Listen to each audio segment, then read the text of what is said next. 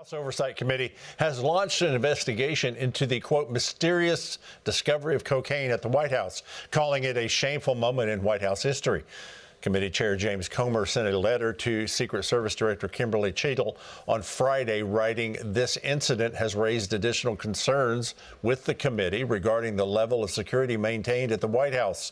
In order to assist the committee with its investigation, please provide a staff-level briefing on this matter by July 14th.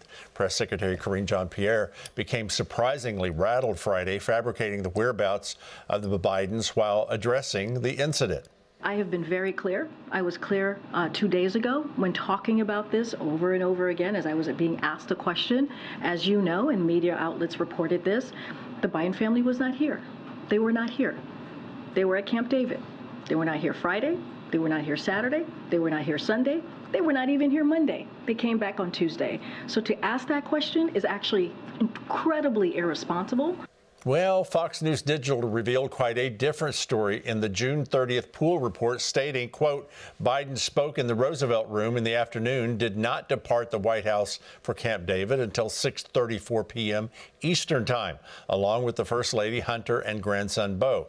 National Security Advisor Jake Sullivan said if investigations reveal the drugs belong to a White House staff member, they will face appropriate consequences. Right now, let's talk with the political commentator, host of the Fresh Perspective podcast, Jeff Charles. Jeff, welcome. Yeah, thanks for having me back. Okay, Jeff, the self-checkout at Walmart can tell me if I miss scanning an item in real time, yet the White House, the United States of America security can't catch who left cocaine. Do you buy that?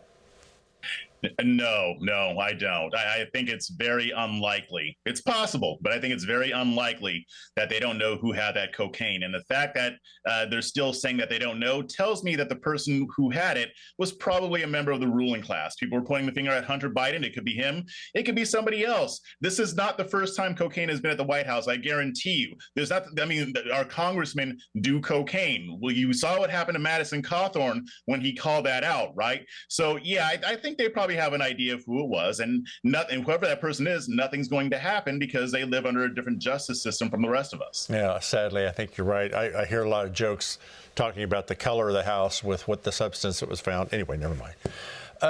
Sunday's Wall Street Journal said Joe Biden is right to provide cluster bombs to Ukraine, saying Kiev is the best judge of potential civilian casualties. RFK Jr. slammed Biden over sending cluster bombs to Ukraine in this ceaseless escalation of the war there. Where does this fit on the strategy versus morality scale? Yeah, I am not a fan of this. I do not think that we should continue supporting this war. If anything, if we're going to be involved, it should be brokering a peace solution between Russia and Ukraine. We can't continue to keep spending tens of billions of dollars for a war that doesn't really involve us when we could be looking at ways to broker some type of peace deal. So I think this is just yet another escalation. Hopefully it won't result in more casualties, but either way, there's going to be casualties because this conflict continues to persist. And I find it interesting to listen to RFK on this as well. And then another on the Republican side, Vivek Ramaswamy continues to make waves in the Republican race for president. This time he wants to cut out big political fundraising specialists. Here it is. There's a tiny group. It's an oligopoly of people who raise money, bundling and otherwise, who get to keep a large percentage, sometimes up to 10%. Let's democratize that and make it possible for everybody to make money as well. So what do you think of his plan in asking supporters to help him fundraise for his campaign, and he'll give them the 10% fee?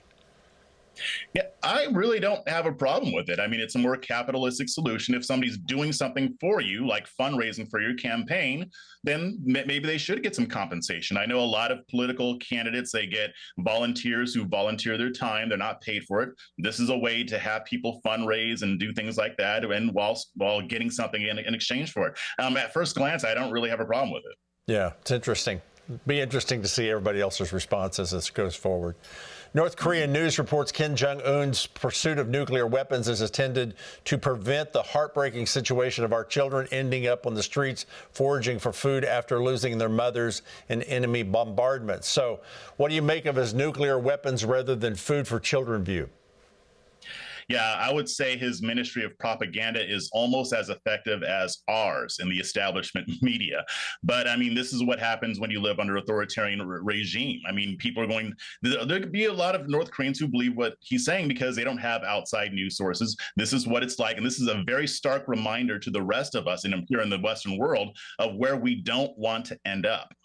Now, the president has left the country. He has jetted off to England for meetings, then on to a NATO meeting in Lithuania. Joe Biden took a break from all the whistleblowing and cocaine questions for a little beach time. Now, in his term of office, he has spent about 40% of his days as the president of the United States on vacation. Too much or too little, Jeff? You know, I mean, I know that the prevailing logic would be that that's too much. No, I'd say it's not enough. As a matter of fact, I think all of our federal government should be taking as many vacations as possible, because when they're out on the beaches having fun, they're not busy passing laws that violate our rights. So maybe this isn't as bad of a thing as it might seem. Yeah, well, I don't have 40%. I don't know where you're at. Maybe you have 40%. Now, Janet Yellen, I started a class warfare right there. See how it works? Janet Yellen went to China and opened with a big mistake in bowing to a Chinese vice premier. Do you think she's over there to establish a hard line on new tariffs, or trying to get China to loan us more money or hold them off as our creditors? I think the body language says it all. Like she's trying to endear us to China so that China will do what we want because they're in a position of power. Jeff Charles, he's the host of the Fresh Perspective podcast. Back to you in just a moment.